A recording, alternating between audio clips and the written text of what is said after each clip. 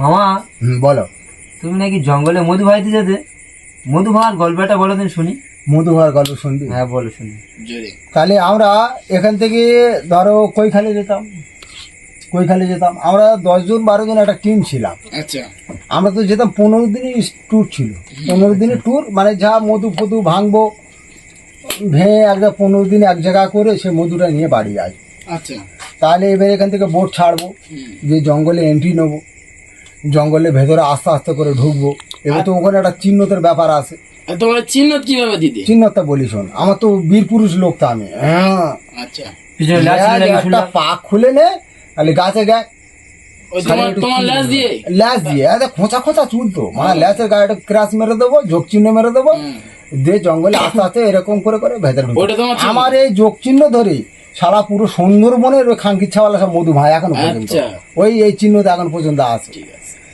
তাহলে এবারে ভেতরে আস্তে আস্তে করে ঢুকতাম ওই চিহ্নতে। গাছে কোনো গাছ আবার আঠা বেরোতো, কোনো গাছ আবার দাগ পড়ে যেত, আমরা ওই ধরে ভেতরে ঢুকতাম। আচ্ছা, সব গভীর জঙ্গলে। গভীর জঙ্গল তো। আর আমি তো বীর পুরুষ, আমার সবসময় দায়িত্ব ছিল নিচে থাকার। নিচে? যে সবসময় তুমি এত শক্তিশালী মানুষ, তুমি নিচে থাকবে। আর আমরা আমাদের যারা আরো যে স্টাফ ছিল, এরা সবসময় গাছের উপরে থাকতো, আর আমি গাছ বাইতে অতটা পারতাম না। আচ্ছা, এরা গাছের উপরে থাকতো, মধু টধু ভেঙে সব রেডি করে দিত। আমি ওখানটায় মানে বড় বড় বুলু ড্যাম, বড় বড় এখন যে চালের পিপ করে উতি করে মানে মধু ভেঙে আমি রাখতাম। আচ্ছা, প্রথম দিন বাবা একটা বাঘ এসছে, খানকির ছেলে যে হাঁ করে যায় এসছে, এসে সামনে এসে একদম সোজা গালের মতো হাত ঢুকে দিচ্ছে একদম। আচ্ছা। জিপ টেনে ধরে ঘুরে ঘুরে ঘুরে হ্যাঁ। জব্দ করে দে, ল্যাসটা একটা পাক খুলে ওর গাঁড় বেঁধে, গোলা গাঁড় বেঁধে রেখে দিস। তাহলে একটা বাঘ ধরিস। বাঘের হ্যাঁ লেজের গাঁড় বেঁধে বাঘের পেছনে রেখে দিস। বিশাল ক্ষমতা। ছিঁড়বে কি রে, পেছনে রেখে দিস। 26 ভাগ লেজ ছিল তখন এই শুনলাম। তাই একটা পাকে বেঁধে রেখেছি। আচ্ছা। তারপরে ফের একটু ভেতরে ঢুকে ফের আরো ডবল মধু, আমাদের মধু ছাড়লি, মধু যেখানে লোক মরে যাবে মধুটা আগে। বাবা আমাদের সবথেকে রোমান্টিক ছিল এটাই, মধুটা আগে। পাড়া কে খাঙ্কি ছেলে মরে গেছে না পেয়েছে ও দেখার দরকার নেই, মধুটা আগে। কারণ আমাদের মেন কাজ ওটাই, আচ্ছা, বউ ভাতা ছাড়া হয় হবে। আচ্ছা, বলে ফের একটা গাছে দুটো না তিনটে চাক দেখাতে, আচ্ছা, বলে দাদা এই গাছে মধুটা ভাঙবো, তোর দায়িত্ব নিচে লক্ষ্য রাখবি। আচ্ছা, তালি বলে এবারে নিচে আমি দাঁড়িয়ে আছি। তখন একটু সুন্দর সুন্দর ভাব, মানে মগরবের একটু পরে, আজান দেওয়া হয়ে গেছে, তার একটু পরে বনবিবির ডাক হয়ে গেছে। এইবারে এক শালা হাড়ুম করে গেছে, সে বড় মদ্দা বাঘ, এইরকম বড়, ওরকম বাঘ আমি বাপের জন্মে দেখিনি। তো তোমার ভয় লাগে না? ভয় লাগে নেই, বিজি ম্যান্ডেল বলে এবার সামনে যে বাঘটা এসছে, ও বাবা ছোট ছানা। তোমার কাছে ছোট ছানা? হ্যাঁ, বড়টা ডেকেছে, ছোটটা এসছে। আচ্ছা, সেটা কি করবো, গলায় দড়ি দেবো বলে একটু সরে দিই। আমি বাবা তুই চলে যা, গুলিস নি, তুই সরে যা, বড় আমার দেখতেছি বলে ফের মধু ভাঙা হয়ে গেছে। খানকির ছেলে সেই মালে আসছে, সেই ছানার বাপ এসছে।